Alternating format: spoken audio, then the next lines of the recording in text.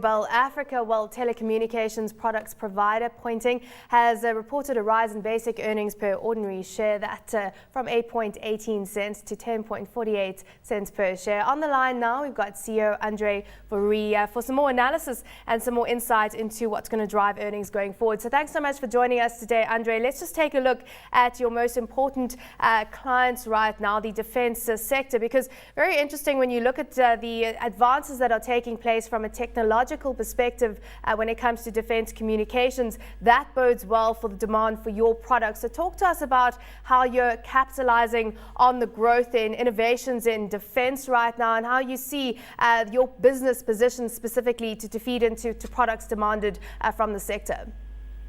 At the moment, one of the exciting bits is that the defense side has finally gained sort of international recognition. So the defense performance, which has been excellent growth, is actually against the backdrop of international reduction in defense spending. Now, if you look at the reasons for that, if you look at the last 3 years, 3 years ago, defense, almost one client was about 2/3 of the turnover.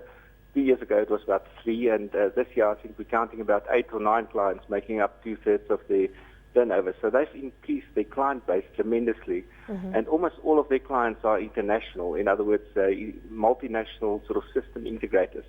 So all company names one would recognize listed either in Europe or in USA. So do you see, in terms of how the company is positioned when it comes to defense right now, tell us about how you're feeding into the defense growth and demand for your products. At the moment, our main customers are, like I say, the integrators. So we don't supply to the sort of military themselves and different governments. Our products form a component.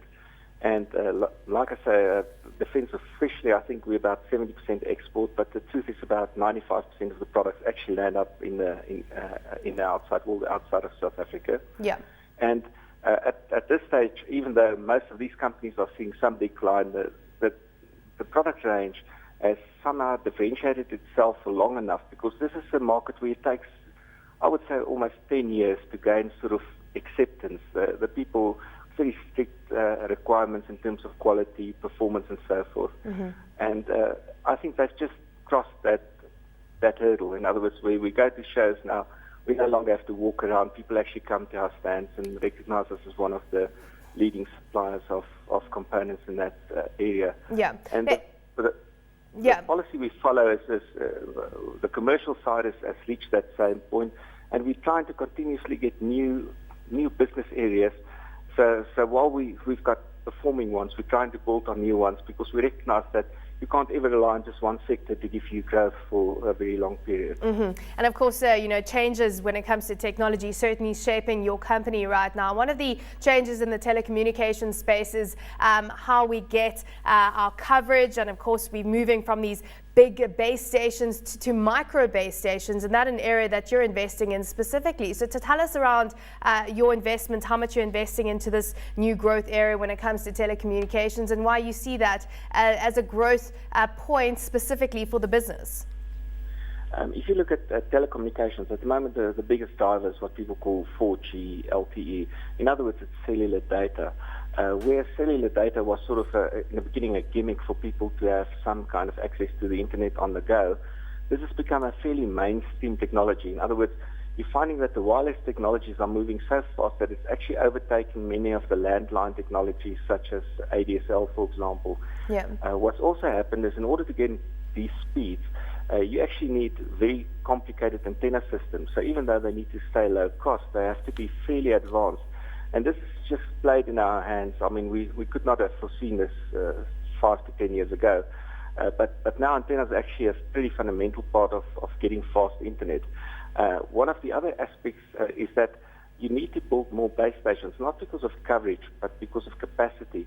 You could cover, in my opinion, about 10, 20,000 users per base station when you were just supplying voice and other cellular voice services. But with data, you can only cover about 10 or 20 active users, which means that you can have about 400 or 500 users actually available, but people don't obviously all at the same time push the enter button on the website.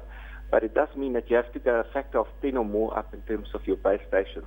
You can't do this with the old expensive base stations, so you need sort of some kind of disruptive technology that will allow you to roughly multiply your base stations by a factor of 10, which means that you also have to provide them at a cost of about 10 times less than the traditional ones. And we've provided two innovative products that has really gained market traction, although it takes almost a year and a half buying cycles with the cellular operators. Disruptive technology coming to the market. Good to hear from a South African company. Thanks for joining us for that. Poynting CEO Andre Fourie.